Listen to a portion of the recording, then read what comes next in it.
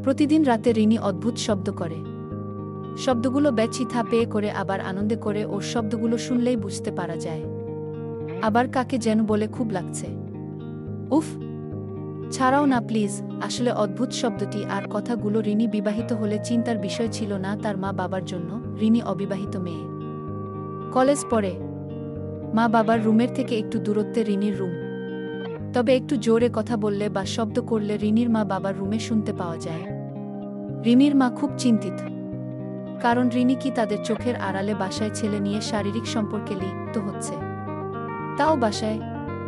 রিনির মা আজ রাতে না ঘুমিয়ে রিনির রুমের সামনে পাহারা দিচ্ছে। কিন্তু রাত গভীর হতেই কোনো এক অজানা খেলায় মেতে উঠল রিনি। রিনির মা রাবেয়া খুব চিন্তায় পড়ে যায়।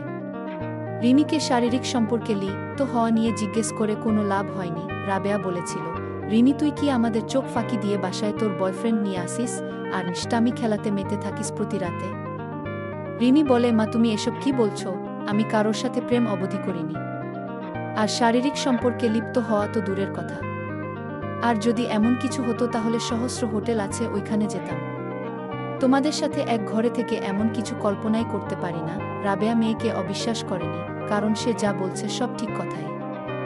মেয়ে তো এমন কিছু চাইলে ঘরের বাইরে অনায়াসে করতে পারত। তাহলে কি হয়, প্রতি রাতে রিনির ঘরে মেয়ের উপর বিশ্বাস থাকলেও সন্দেহ যেন একটু রয়েই যায়। তাই রাবেয়া আজ রাতে মেয়ের রুমে লুকিয়ে থাকবে। সন্তানের ভালো মন্দ দেখা মা বাবার কর্তব্য, আর খারাপ কিছু করে থাকলে শাস্তি দিতে হয়। না হয় জীবনে এমন ভুল বারবার করার সম্ভাবনা থাকে। তাই রাবেয়া আজকে ঠিক রাতে চুরি করে রিমির খাটের নিচে লুকিয়ে পড়ে। আজ রাতে দেখবে কি হয় এই রুমে তার মেয়ের সাথে, তাদের চোখের আড়ালে। এগুলো ভাবতে থাকে আর অপেক্ষা করতে থাকে।